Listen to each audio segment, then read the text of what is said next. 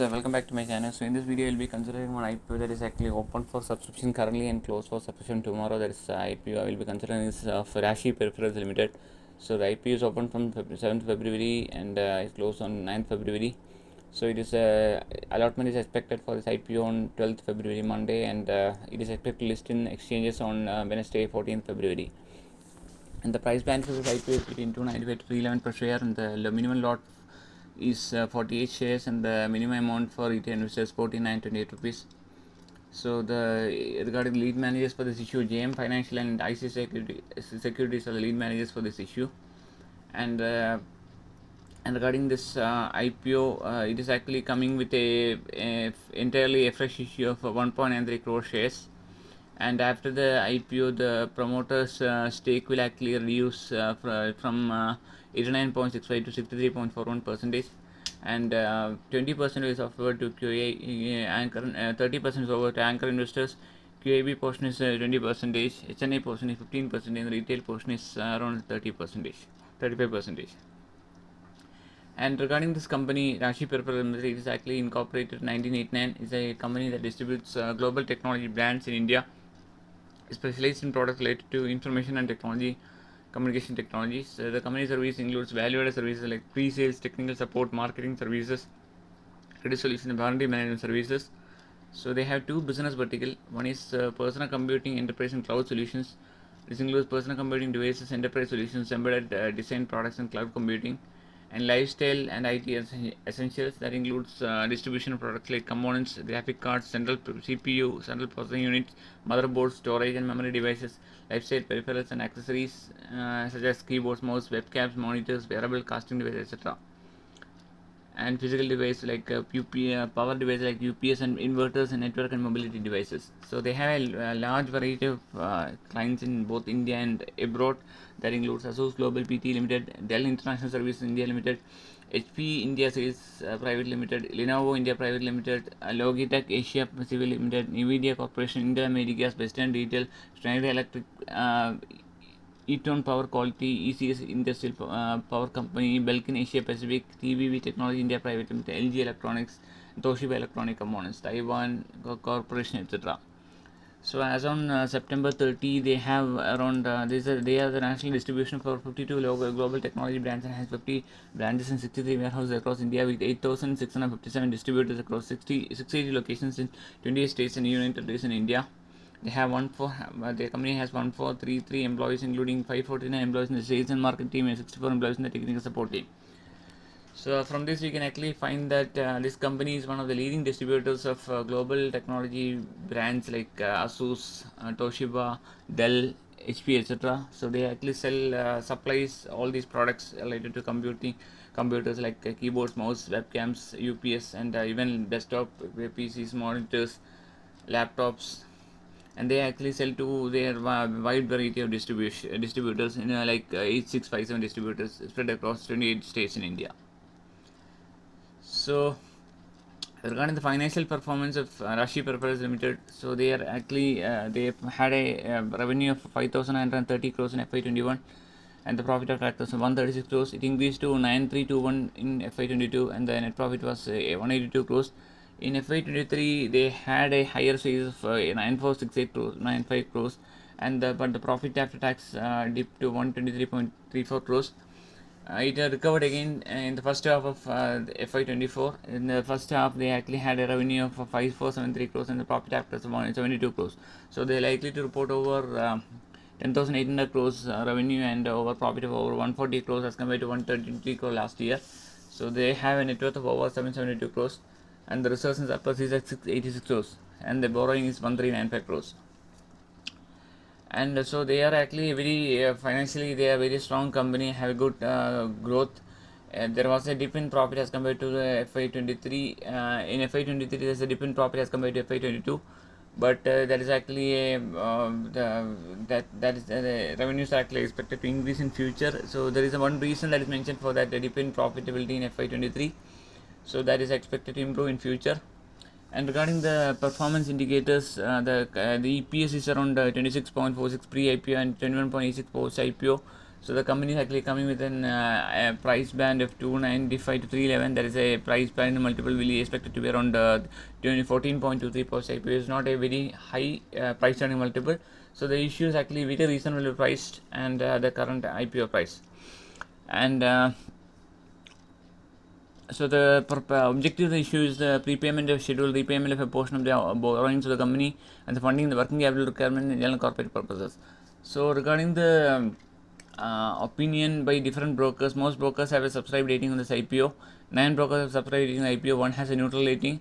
And regarding the oversubscription figures till the end of the second day, QAB portion is oversubscribed at 0.75 times, and HNI segment is actually oversubscribed around 6.23 times. The retail segment is oversubscribed at 3.70 times.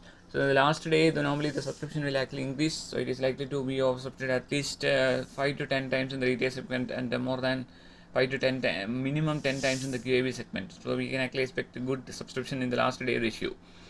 And regarding the review by Dilip Davda and their website in the chitorga.com, mentioned that is one of the leading ICT product distributor in India. It did well in FY21 and FY22 due to surge in demand products. In FY23, though it marked higher top line, posted lower bottom line to reduce burn after waning out of pandemic euphoria. In H1 of FY24, performance indicates restoration and trends. The management is confident of maintaining the earnings trend. Based on the FY24 annual earnings, the issue of is fully priced, and the investors can apply for medium and long-term rewards. So they have a 34 year experience in the distribution of ICT products in India. So they actually commenced operations with manufactured peripherals, and then with the liberalization of IT is the sector in 1991. They actually started the distribution of ICT products of global technology brands in India, and they actually were instrumental in facilitating a number of global brands in India, technology brands in India. And so that is also mentioned here. You can actually see a lot of things are actually mentioned. They have pan-India distribution network comprises 50 branches that operate for sales and service centers in India and 63 warehouses. So they have an ecosystem of 8,402 customers and 45 global technology brands in FY21, increased to 53 in FY23 and 52 for the period in the September 23. It has a relationship of over 11 years with around dozen global technology brands at the average contribution of around 79% of the revenue.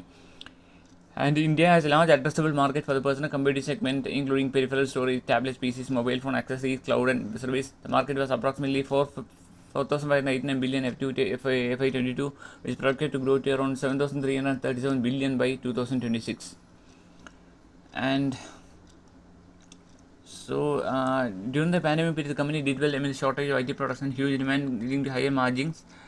And it is poised for bright prospects in future also. And regarding the lead managers for the IPO already mentioned by me, and the post IPO, the current post IPO, the company's equity capital is likely to increase to 23.3 crores, increase from 23.30 crores to 32.95 crores, and based on the EPS of the issue is actually coming with a price. We expect the EPS of around.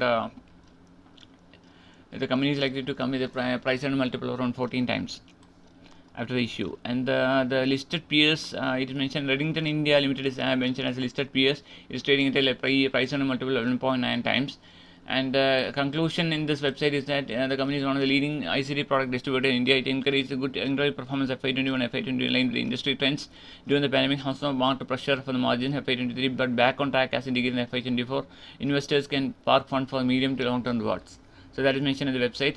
And regarding the review by different brokers, most of the brokers are subscribed to IPO. If you see the review by Anand Reddy in their in the website, they actually also are subscribed the IPO.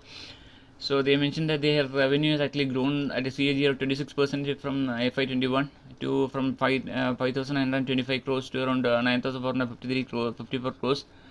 And they have a large 34 years experience, and they actually manufacture peripherals, and they actually have a wide distribution network, and they have two business verticals. One is a personal computing, enterprise and cloud solution, and lifestyle and IT essential.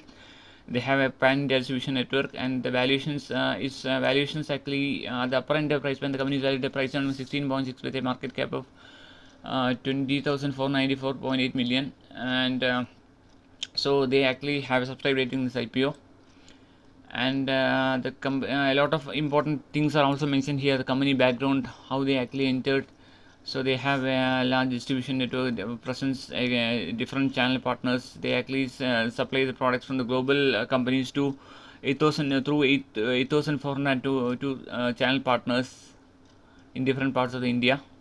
So they have a wide distribution network in most states in India.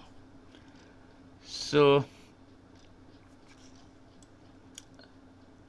they are actually the market leader in product categories like CPUs, hard drives, graphic cards, accessories, gaming devices, pen drives, tablets, etc. They have 50 service centers across India which act as complementary service including guarantee, warranty, repairs and maintenance services. So in this particular report, you can actually see that their presence is actually present in most of the states in India, including the top states like Maharashtra, Gujarat, Tamil Nadu, Kerala, Karnataka, etc. And they have market share by segments also mentioned here. The component CPU they have a market share 45%, motherboard they have a market share 25%, graphic card they have market share 47%, and personal computing they have market share 10%, and switch and pen drives also they have market share 42%. So they have good market share in different product categories. And the strengths mentioned in the report is that they are the leading and fastest growing Indian distribution partner for the information technology products. And they have a pan-India multi-channel distribution footprint backed by dedicated in-house hardware infrastructure. So they operated branches in 50 cities. They operate a sales and service center and warehouses covering 680 locations, 28 states, through an ecosystem of 8,407 customers. So they also have long-term relationship with the market global technology brands supported by commitment enhanced engagement strategy with the customers. And they have diversified and comprehensive product portfolio and solutions, and they have scale-up business model supported by advanced technology stack. And they have consistently talked about superior financial performance and return metrics. And key strategies mentioned here that they actually plan to increase the value share with the global technology brands for the existing portfolio. They plan to diversify the product and solutions offering and focus on emerging digital trends. And they want plan to grow their portfolio of global technology brands in future also. And they plan to deepen their penetration across India and widen their channel network. And they plan to future leverage technology and data infrastructure to drive enhance upskilling, cross-building, and improve efficiency. And the industry snapshot is also mentioned here. And the retail penetration, India being a large country with a large population, there is good scope for more consumers of information technology products. So this company like Rashi Peripherals, which is planning to improve their sales and distribution network by having tie-up with the global technology companies, is likely to benefit in future also. And India's India information technology industry is expected to reach $1,087 billion from $136 billion. So approximately 9 times it's actually expected to grow. And the traditional sectors continue to drive the growth of ICT industry in India. And the comparison with listed peers also mentioned here. Redington India is the only listed peer mentioned here. And some risk also mentioned here, like companies dependent on various vendors which are global technology brands for their products. The business is dependent on global technology brands, and the company's gross margins are low. They are dependent on the relationship with certain online marketplaces. Company could be subject to product liability claims, and certain of their contracts and distribution may be restrictive. They have witnessed negative cash flows in some years. These are some of the risks mentioned here. Increased competition for other companies, but considering the good tie-up with the global technology companies, and they have a good sales and distribution network with a large number of suppliers for distributing products to the end consumers. So I am actually optimistic this company will actually do very well in future. So the issues also are attractively priced at is coming at a price multiple around 14 times only. So I am actually expecting good oversubscription figures. So the current day market premium is actually indicating a listing premium of 85 rupees. So I'm actually expecting a listing around 400, 395 to 400 levels. So I'm actually planning to apply for this IPO tomorrow. So if you are also convinced about the prospects of the company, you can also consider applying for this IPO.